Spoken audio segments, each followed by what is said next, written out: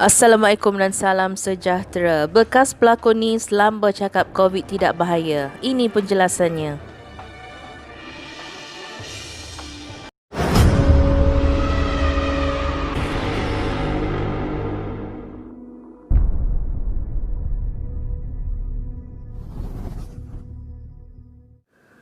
Menjawab dakwaan, COVID tidak bahaya, SOP untuk takut-takutkan.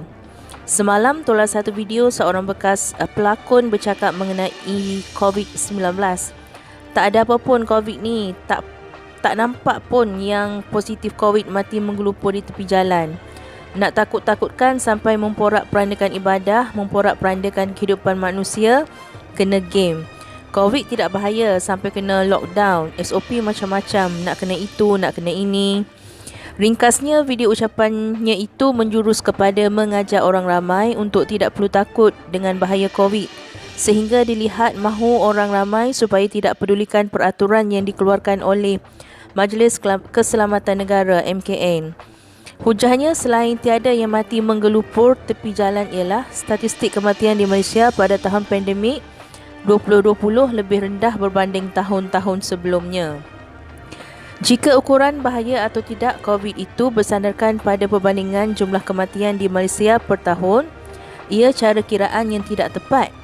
Jumlah kematian akibat COVID yang kita lihat pada hari ini nampak rendah kerana antaranya disebabkan perkhidmatan kesihatan yang baik dan kadar jangkitan COVID yang dikekang oleh peraturan seperti PKP, SOP dan sebagainya.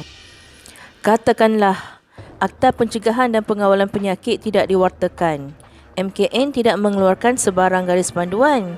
Tiada norma baharu. Manakala orang ramai di Malaysia bebas menjalani kehidupan yang sama seperti tahun-tahun sebelum pandemik. Hasilnya, kadar jangkitan tentulah lebih serius. Lebih ramai yang positif COVID bererti jumlah kematian juga bertambah. Jumlah kematian akibat COVID di Malaysia setakat 31 Disember 2020 ialah sebanyak 471 atau 0.4% daripada jumlah keseluruhan kes. Andaikan tiada kawalan pergerakan, peraturan, SOP dan sebagainya, kita congak secara kasar. 0.4% daripada 1 juta kes ialah 4,000 kematian. Kalau 10 juta kes positif, cecah 40,000 kematian. Ia belum mengambil kira kesan ke atas mereka yang lemah daya tahan penyakit, berpenyakit kronik dan lihat juga kapasiti penempatan pesakit. Begitu juga dengan strain baharu virus yang lebih kuat kadar jangkitannya, seperti kes Sivaganga dan di UK baru-baru ini.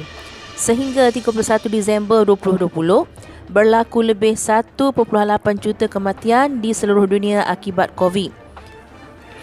Cuba lihat angka kes negara luar yang longgar kawalan serta peraturannya atau yang kurang baik perkhidmatan kesihatannya. Jumlah kematian akibat COVID adalah tinggi. Malah kiraan statistik yang dibuat ke atas negara-negara terbabit menunjukkan kadar kematian meningkat berganda tahun ini akibat COVID. Antaranya Eropah, negara-negara bukan Islam. Benar, virus bukanlah perlu ditakuti berlebih-lebihan mengatasi kuasa maha besar, tetapi meremehkannya juga tidak wajar sehingga menentang usaha mengekangnya. Apabila disebut syumul dan mencakupi semua aspek, artinya menjaga nyawa, kesihatan dan harta ekonomi juga terkandung di dalamnya.